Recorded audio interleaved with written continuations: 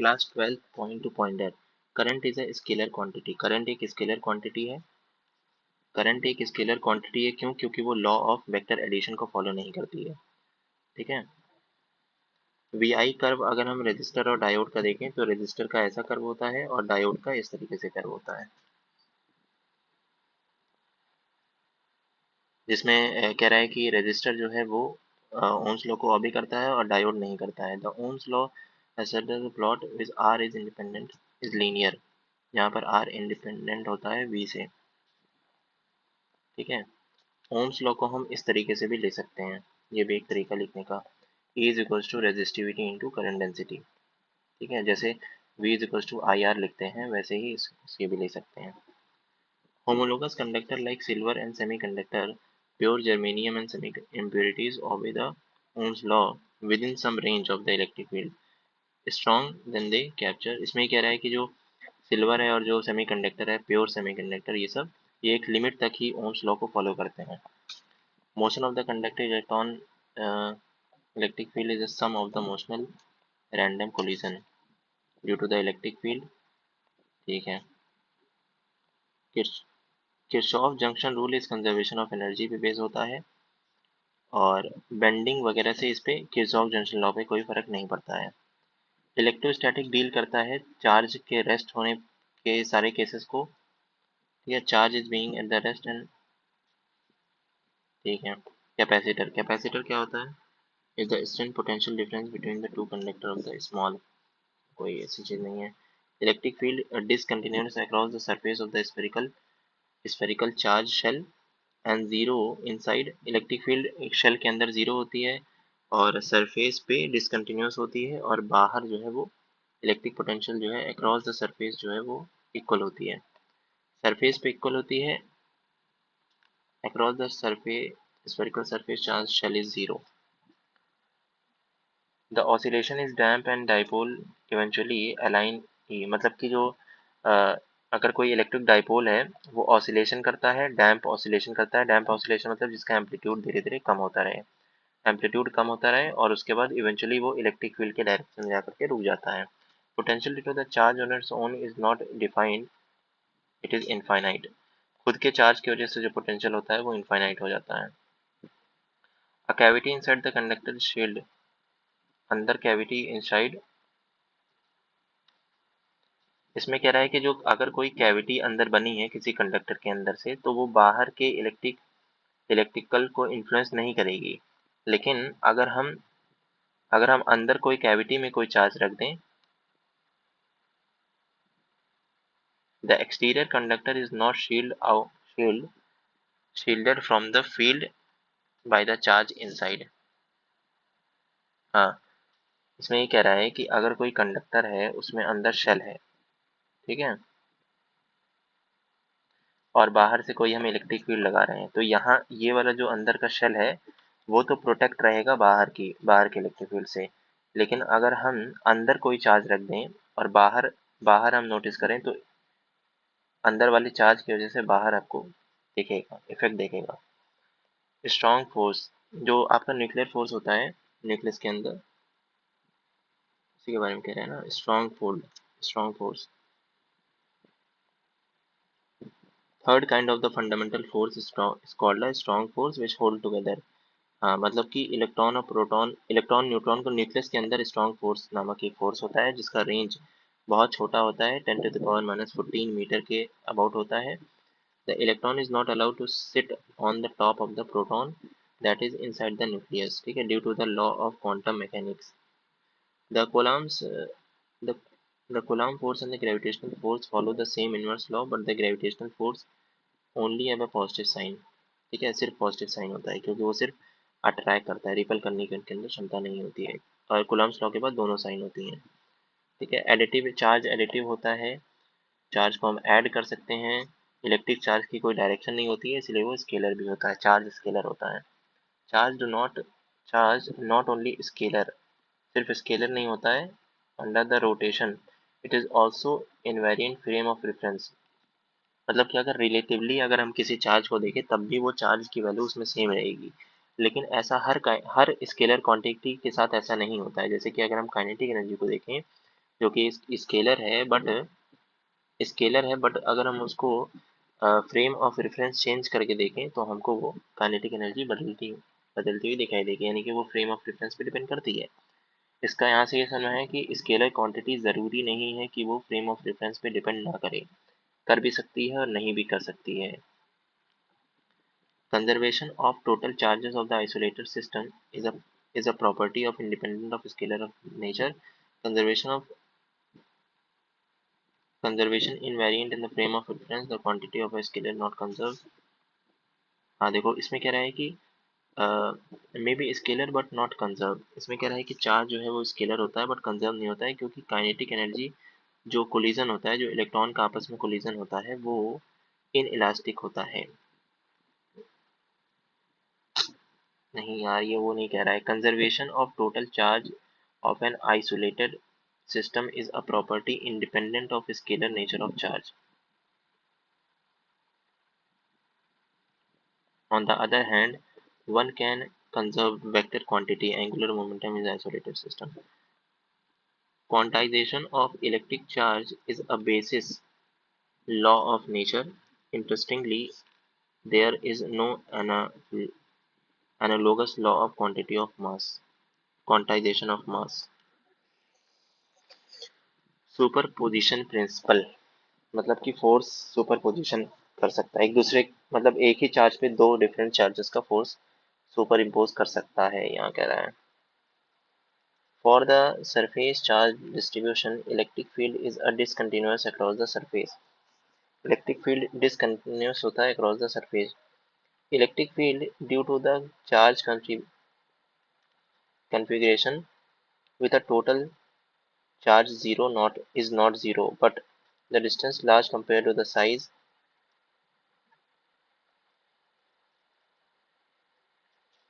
ठीक है। Magnetic dipole में मोनोपोली एग्जिस्ट नहीं करती है, क्योंकि सिंगल मतलब सिर्फ पॉजिटिव या नेगेटिव पोल जो है एग्जिस्ट नहीं करता, मोनोपोली नहीं हो सकती है। क्योंकि अगर हम मैग्नेट को कितना भी तोड़ दोगे तो उसमें कहीं ना कहीं नॉर्थ और साउथ तो आ जाएगा, फिर तोड़ोगे फिर नॉर्थ साउथ आ जाएगा, तो ऐसे होता है उसमें। इसलिए मोनोपोली एग्जिस्ट नहीं करती है। इसी वजह से जब तुम क्लोज में ऐसे मैग्नेट को रखोगे तो जितनी फील्ड जाएगी, जितनी फील्ड आएगी उतनी फील्ड बाहर भी निकलेगी, इसलिए जो है वो इसीलिए जो है हम कहते हैं कि फ्लक्स भी जीरो होगा इसका। अच्छा, डाई मैग्नेटिक मटेरियल वो होता है जिसका काई नेगेटिव होता है, बहुत छोटा होता है, नेगेटिव होता है। पैरामैग्नेटिक वो होता है जिसका काई बहुत छोटा होता है इसका भी, बट पॉजिटिव होता है। ठीक है। डाया दूर भगाता है, पैरा पास बुलाता है। अब perfect diamagnetic is a super conductor. यहाँ से आ सकता है क्वेश्चन कि परफेक्ट डायमैग्नेटिक जो होता है वो सुपर कंडक्टर होता है जिसकी काई की वैल्यू -1 होती है और म्यू आर जीरो होता है, म्यू बी जीरो होता है। ये हमको कब मिलता है? जब मेटल को बहुत लो टेम्परेचर पे कर देते हैं तो हमको सुपर कंडक्टर मिल जाएगा। परफेक्ट कंडक्टर होता है ये ऐसा मटेरियल। डाईमैग्नेटिज्म सारे मटेरियल में पाया जाता है, बट वो क्योंकि वो वीक होता है और वो पैरामैग्नेटिक और फेरोमैग्नेटिक प्रॉपर्टी उसमें डोमिनेट कर जाती है, इसलिए हमको हर हर मटेरियल में दिखाई देने को नहीं मिलता है, बट होता सब में है कहीं ना कहीं। Diamagnetism is universal. However, there is an additional type of the magnetic material such as a ferromagnet। ये सब भी होता है, सब कह रहा है बस अपने बियॉन्ड और स्टडीज है। Electrostatic field lines originated from the positive, यानी कि पॉजिटिव से निकलती है और नेगेटिव से अंदर जाती है या फिर इनफाइनाइट पे जा सकती है। Magnetic field line always form a close loop, और magnetic field line always close loop बनाने का भी रीजन यही है कि मोनोपोली एग्जिस्ट नहीं करती है, क्योंकि नॉर्थ से रेज निकलती है और साउथ में चली जाती है। इसका मतलब ये है कि मोनोपोली एग्जिस्ट नहीं करती है। ठीक है। अगर एक होता ना, सिर्फ नॉर्थ अगर प्रेजेंट पॉसिबल होता तो आराम से हमको दिखाई देने को मिलती ऐसे रेज जो क्लोज लूप ना बनाए। ठीक है। लॉरेंस फोर्स मतलब कि इलेक्ट्रिक और मैग्नेटिक दोनों की वजह से जो फोर्स लग रहा है किसी भी मूविंग चार्ज के ऊपर, उसी को लॉरेंस फोर्स कहते हैं। Ampere circuit law is not independent of the Biot Savart law, can be derived from the Biot Savart law. The relationship to the Biot Savart law is similar to the relationship between the Gauss law and the Coulomb's law. मतलब कि जो relation Gauss law और Coulomb's law में है वही relation Ampere circuit law और Biot Savart law के अंदर भी है। यही कह रहा है बस, ऐसे स्टेटमेंट आ गया बेसिकली, एक एक्स्ट्रा चीज है ये बात। पढ़ना, अगर आ गया तो देखा देखा लगे, मतलब ऐसा ना लगे कि नहीं जानते हैं। देखो, इलेक्ट एक second. Electricity and magnetism is intimately related, मतलब कि इलेक्ट्रिसिटी और मैग्नेटिज्म रिलेटेड होते हैं, मतलब कि इलेक्ट्रिक फील्ड चेंज करोगे तो मैग्नेटिक फील्ड डेवलप होगा, मैग्नेटिक फील्ड चेंज करोगे तो इलेक्ट्रिक फील्ड डेवलप होगा। फ्लक्स ऐसे निकलता है, और कुछ इसमें है ऐसा। टाइम वैरिंग मैग्नेटिक फील्ड होगा तो वहाँ पर ईएमएफ जनरेट हो जाएगा। Static charge, time varying, Faraday's law. Next आ जाओ, एसी। एसी में ये रखना कि वी आर एम एस जो होता है, नहीं, वी नॉट, वी पीक जो होता है वो 340 होता है, अगर 240 है आपका तो। ठीक है। The power rating in the element is used in circuit refers to the average power. जो पावर आपकी रेटेड किसी भी एलिमेंट में पावर लिखी रहती है वो एवरेज पावर लिखी रहती है। क्या लिखी रहती है? Average power. पावर जो कंज्यूम करता है कोई भी एसी सर्किट, वो कभी निगेटिव नहीं हो सकती है। ठीक है। जूल्स लॉ ऑफ हीटिंग ये कहता है कि एसी से निकालो चाहे डीसी से निकालो, जो हीटिंग है वो हमेशा सेम रहेगी। Rotating vector that represent the harmonically varying scalar quantity are introduced only on the provide us with a simple way of adding the quantity by the rule no power loss associated with the pure conductors and pure inductor in an AC circuit. The only element that dissipate energy is an AC circuit। अच्छा, जो power loss होता है आपका, power loss जो होता है वो सिर्फ रेजिस्टिव सर्किट से हो सकता है। देखो, यहाँ से कंफ्यूजन ये हो जाती है कि अगर पावर लॉस एसी सर्किट से हो रहा है तो पोटेंशियल ड्रॉप भी नहीं होगा, लेकिन पोटेंशियल ड्रॉप होता है। कभी कभी ऐसे क्वेश्चन आता है कि find the potential drop across across जो है वो इंडक्टिव रेजिस्टेंस। ठीक है। तो उस समय जीरो भी ऑप्शन में रहता है तो जीरो लगा देते हो, बट ऐसा नहीं है। वहां पर निकालो, आई आर एम एस निकालो, उसके बाद एक्स सी से V is equal to I R है ना, तो आई इंटू एक्स सी से मल्टीप्लाई करो और वहां पर निकालो यहाँ पर एल में कितना पोटेंशियल ड्रॉप हो रहा है।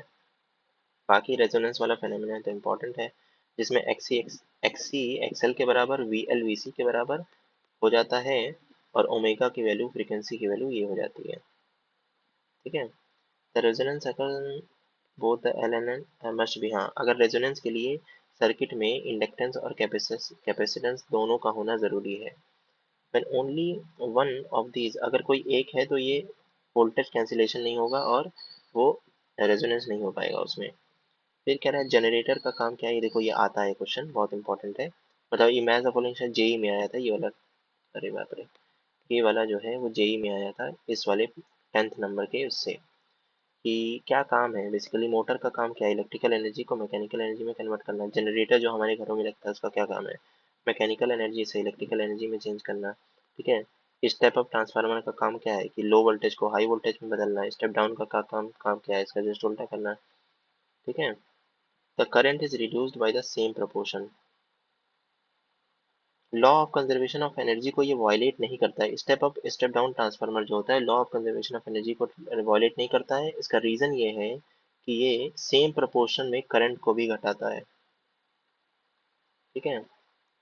उसके बाद वेरिएशन इलेक्ट्रोमैग्नेटिक वेव पे आ गया, frequency in the vacuum same speed.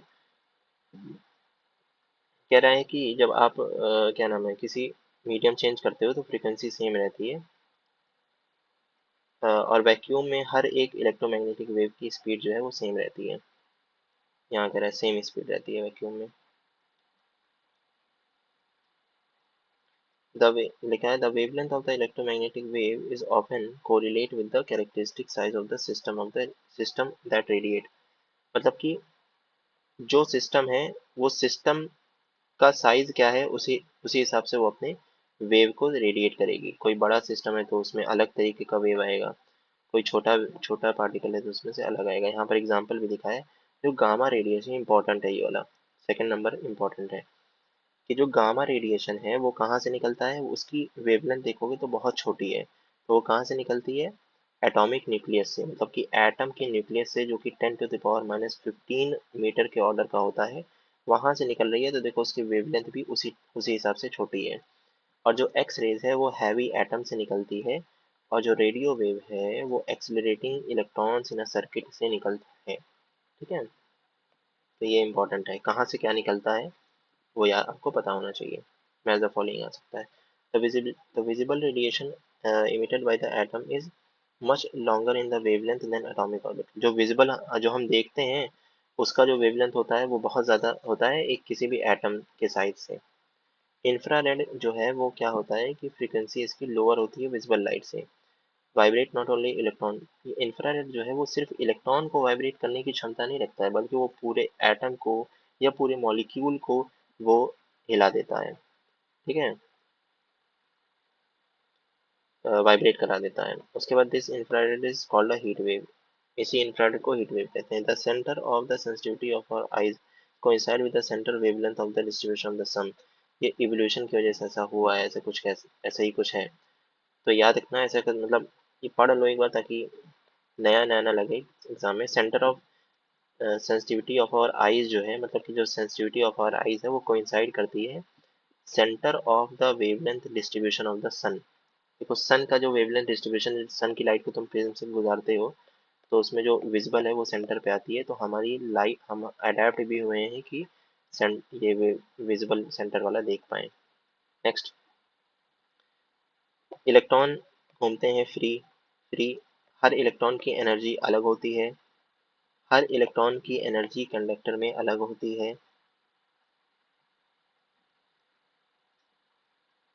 ये जो डिस्ट्रीब्यूशन होता है हर एक इलेक्ट्रॉन का जो वेलोसिटी का डिस्ट्रीब्यूशन होता है वो मैक्सवेल के डिस्ट्रीब्यूशन जो हम गैस के पार्टिकल में पढ़ते हैं, मैक्सवेल डिस्ट्रीब्यूशन कर पढ़ते हैं, उससे डिफरेंट होता है, उससे कोई इसका रिलेशन नहीं है। इलेक्ट्रॉन जो है वो पॉली एक्सक्लूसिव प्रिंसिपल को फॉलो करता है। जो इलेक्ट्रॉन जिनके पास ज़्यादा एनर्जी है उनको कम एनर्जी चाहिए वहां से निकलने के लिए, वर्क फंक्शन उनका कम होता है। एचम्यू के टर्म में वो एब्जॉर्ब करती है, मतलब कि इसी के इंटीग्रल मल्टीपल पे। Observation is a strong potential crucial, ये सब ऐसे ही है, जहाँ से क्वेश्चन बन सकता है वही पढ़ना है बस।